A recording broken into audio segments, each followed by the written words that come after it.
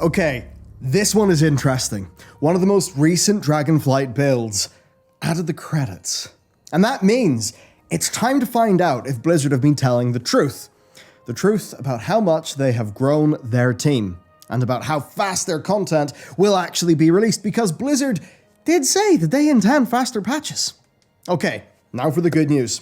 Unlike most of our videos that have generally been yes with a but, this time, everyone, it's all bloody positive, and that is good news. The WoW team credited for Dragonflight is over 50% larger than in Shadowlands.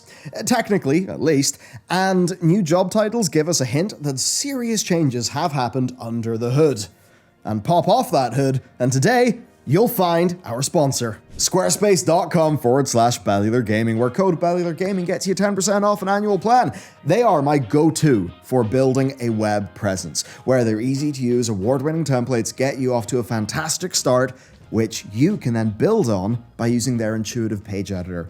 And if you want to go fancy, there is code injection, there is custom CSS support as well. But they're more than that. They actually help you run your business. Do you want to do a mailing list? Sorted. E-commerce, incredibly well built. Paid memberships, also sorted. When I needed to hire some staff, I spun up a Squarespace site in under 30 minutes to do that. Doing other work for our studio, their templates have handled the basics, letting me do the customization. They're the fast and easy way to build a fantastic web presence today, letting you stand out. Be that your business, your portfolio, anything else. I mean, imagine you're applying to a job. Would you not feel better if the link that you're sending over with your portfolio is a beautiful, well-designed looking website? That's going to make a better impression. So get started today, squarespace.com/Bellular Gaming, code Bellular Gaming for 10% off an annual plan. Thanks to Squarespace, let's go. Let's look at the import number first, and by the way, pour one out for Matt. He literally went through all of the credits line by line for this video, so oh boy, fine-tooth comb. Okay, total team size. For clarity, there were 8 people credited with classic roles in Shadowlands and 28 in Dragonflight, so to be as clean as possible, we have removed those, and the same does actually go for Battle.net and Activision Blizzard staff. While they are obviously important to WoW and we're not trying to discredit them, what we are thinking about today is the content development and the WoW team itself. Now, there is also attrition. A lot of people have left, but their work is still in the game, and it's impossible to tell if somebody still works on the game, so there are at least a few percentage points in variance here. Keep that in mind as we dig into the data, but man, big picture, the data speaks volumes. In Shadowlands, there were about 488 people listed in the credits as working on WoW. That's pretty big, with the vast majority being art, design, engineering, and testing. Now, we've today used the categories that Blizzard use themselves for accuracy, but we have added one, and that is narrative, using job titles alone because we think narrative is a pretty key point. Other than that, this is just the raw numbers from Blizz. So Dragonflight's team is, if we include the 100 members of the studio proletariat who were acquired by Blizzard and added to the WoW team, and they're credited separately, it's gigantic 735. That is 50.61% bigger than Shadowlands. Literally over half the team size again. Even if we take out those 100 members because they only joined earlier this year, it is still a growth of 147 staff, which is about a 30% increase. That is an absolutely crazy increase in staff, which means, assuming nothing goes wrong with rapid scaling, and I guess that can happen, their desire to get smaller, faster content patches might actually become reality because they've got the people. Right? Let's be real. The key to running a successful game does lie somewhere between making good content and actually releasing content. And based on Season 3 and 4 of Shadowlands, if we can literally just get faster seasons, but then also more content and no bullshit, and Dragonflight seems to be a profoundly non-bullshit full expansion, then WoW will be in the best place it's been in gameplay wise for literally years. And more content means more opportunity to develop characters, to develop plot lines, which could theoretically stop us from getting the, insanely compressed Cliff Notes version of a story that is, what turned Shadowlands into a literal laughingstock for the whole internet. But it's not just headcount. It's about who you're hiring and what roles they'll take on. And on that, again, pouring out for Matt, he really went to effort for this video. We have some interesting stats. Who is making World of Warcraft? Well, the narrative team has technically doubled in size. According to our methodology, there are now twice as many narrative designers as there were before, which is a massive increase of 4, up to 8. Narrative in WoW is kind of an interesting one because traditionally it was very loosely designed, and most of the narrative design was done by quest designers who were just working on smaller stories that all tied together into something, instead of a more prescriptive design. There's also creative development at Blizzard. That's actually another department that lies between all of the core game teams. Now, that means that all of the narrative stuff does blend together across many disciplines and departments at Blizzard. But that being said, there are 4 new narrative designers on the Warcraft team. So hopefully that implies there are more people to weave together story and to make it feel better for the players. In all seriousness, we can look at what teams grew the most and what that actually means for the game going forward. So narrative team aside, the largest percentage growth was in commercial.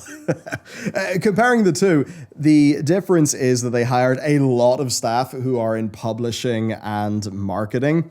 Though it's over a 60% increase, it is still only an extra 19 staff. So if you were wondering why they are doing so much more social media posting and running all of those cool community events and doing all the giveaways and stuff, that's your answer. And I know commercial to some people is a dirty word, but I mean, you do need to bring in the beans. And there needs to be some people who are focusing on bringing in the beans and doing the community engagements and that kind of thing. That's actually important work to getting a game, going and supported and doing things like making money, which, by the way, they're in the business of doing. Then we've got engineering. Engineering comes in 3rd for percentage, but in terms of raw numbers, it's the biggest because they added 53 engineers, a 61% increase. I mean, can you picture 53 engineers in one room? That's a lot of engineering. Now, that means a lot more feature support and back-end development, and this could be anything from implementing and supporting dragon riding, which, by the way, bloody miraculously feels great and actually works, to doing crazy important work in the back-end that, we benefit from but don't see. Just remember, the whole thing where the backpack was hard-coded back in the day, and doing anything that changes the backpack, like for the Volpera racial, ended up being a humongous, inordinately stupid task. WoW is an old engine, and goddamn, you need engineers to bring things up to speed, so that's good. Now, diving into that further, there's an extra 5 gameplay engineers, but there's also a lot more tools and UI engineers. Now, actually, this is what gets me the most excited personally. Number 1, I really did enjoy writing tools in Unity back when I was doing core programming work all the time. So I have a bias there, but I think it's extremely important. Tools are good. More tools engineers means better tools. That means that the people who are content designers can do their job efficiently and get more shit done. I cannot overstate to you how important this is. And I cannot say what it is because it would be severely not cool and very identifying and get people in trouble. But let's just say I know of a studio where there was and this is actually a thing, this is pretty anonymous because this has actually happened across multiple studios that I know now. There was one where, they wanted to, let's just say, and it's always like this in every studio, the coders and engineers want to use their own in-house engine. But because of tools and stuff and having a really nice editor, especially for the Unreal Engine, a lot of artists and people who are actually implementing content in game, They're like almost lobbying for Unreal Engine. And I know of multiple times where Unreal Engine has won out over the really awesome custom in-house engine because of nice tools and a nice editor. So they make a bunch of content for WoW in a tool called WoW Edit. Now, if WoW Edit is a piece of shit, do you think that's going to make WoW content easier to make or harder to make? That is why tools programmers, tools engineers are extremely important. And also, hey, more tools for the developers. That'll literally make their lives better. So that's good news. The second largest category to grow was design, with an extra 42 staff. That's a 40% bump in people's whose job it is to either make shit or balance shit. What do we want in WoW? We want more shit. What do we want? We want it balanced. That's obvious. Now that means that they've actually targeted the two biggest teams and grown them the most to make sure that the demands of content and features are met. That is good shit. Thankfully, they have seemed to avoid the mistake that tanks a lot of other teams that expand rapidly. They did not forget production staff, because the production team is up by 34% to 47 people. And you might think, oh, producers, what are they? Middle managers? Pack of dicks. No. Oh, no. Trust me, producers are the fucking glue that holds a team together and ensures that just shit gets done. And that's why a bad producer can really fuck their team and make life awful, but a good producer, and you know this if you're a developer, you know that a good producer just is there making your life easy, making shit on schedule, making shit less stressful. So that they've expanded production, that is great.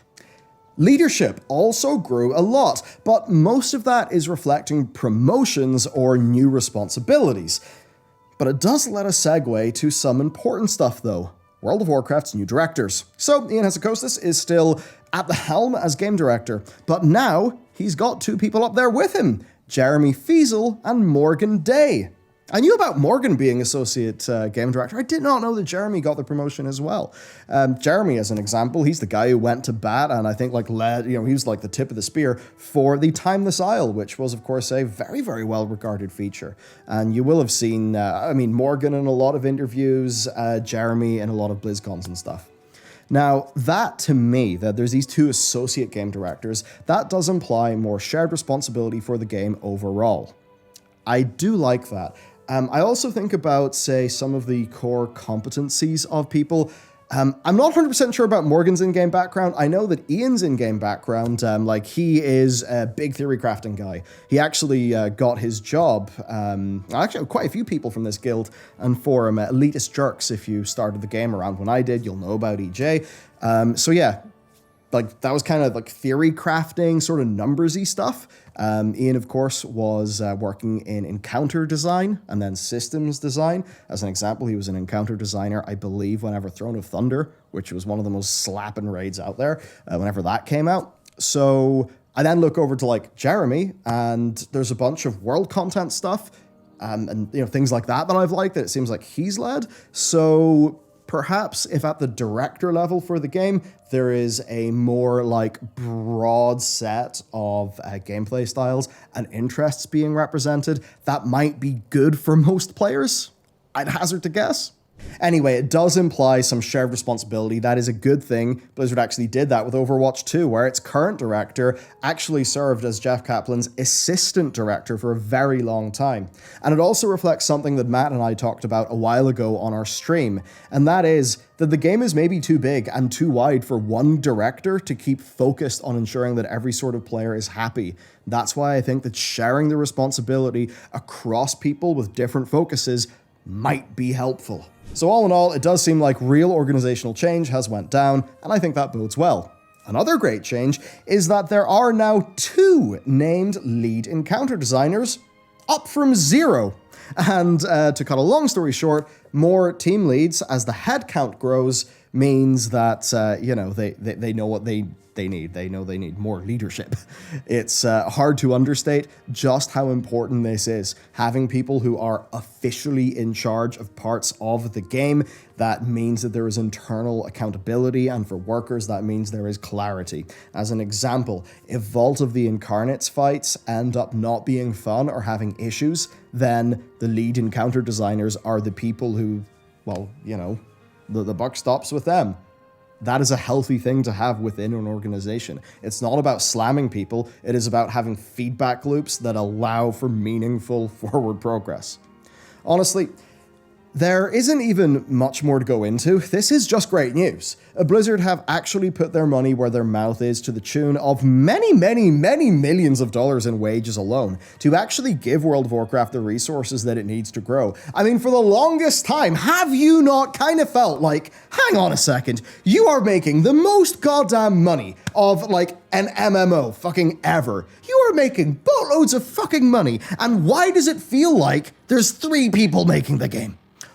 Where has the content gone? How have we lost the content? What's happening? How does the game have so many fucking issues that last for such a long fucking time before they get fixed? Right? You feel like you're going insane. You feel like World of Warcraft is just sitting there, the goddamn cash cow, sitting there making all the money for Blizzard to just be redeployed onto shit that isn't World of Warcraft. Now, I'm not saying I'm not making a factual claim that that's true, but it sure has felt like that. And, you know, in a world where the game's raking in all this money, but there's just feedback isn't being actioned on, you know? Shit like that. I mean, they're so bandwidth limited that, like, my feedback to balanced druids in Shadowlands Alpha, it was like the first thing that me and Matt noticed when we logged into Shadowlands Alpha. It only got addressed with the rework of Dragonflight. So for a lot of us, it just felt like, you know, they were just extracting the money from WoW and putting it into Bobby's yacht, as the memes go. Not literally, but that's the thing. And obviously, a business needs a cash cow, and sometimes it makes sense to reinvest in other future growth areas, right? I'm not going to begrudge them that. That would be very silly. But it did feel like WoW needed more, because we were not getting enough content.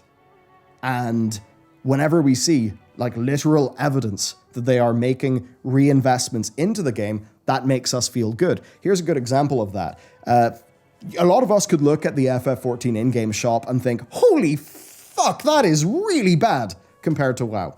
But in the FF community, they genuinely believe that that money's being reinvested into FF14. At the very least, that's what their game director has told them. And because they're generally very happy with the game and it gets like a very reliable, stable, like quantity of high quality content in its patch cycle, they're actually okay with that. Because they understand the reinvestment. Or at least that's the story. So here with WoW, we see some literal proof of that. And if I wanted to go really crackpot in all of this, I could say that we've got a big theory of a world revamp in 11.0. Maybe they've just scaled the team up so they can deliver that for the next expansion. Or maybe not. Let's just say, if 10.1 isn't out in a decent amount of time and full of content, then we'll start ramping up speculation that this insanely huge team of 735 people must be doing something, and if it's not patch content, then it's a world revamp. I'm kind of fucking with you. But seriously, that's a lot of people. And if you want a comparison, the development team behind God of War, it was over 250 developers in 2021, excluding outsourced staff during the full production of Ragnarok. WoW's core team is almost 3 times that size. So let's hope that these resources get put to good use. But if you want something that is a leading indicator of WoW having more content, I have a feeling that more people working in WoW is that indicator. That is the lesson of today. I hope you found this breakdown of the credits to be interesting. I mean, Matt literally went through the credits line by line. I don't know how he did that. It was pretty impressive, so fuck yeah, Matt. I hope you found this interesting. And you know what? Between this and Dragonflight actually looking really damn solid, I'm feeling good. I'm feeling good.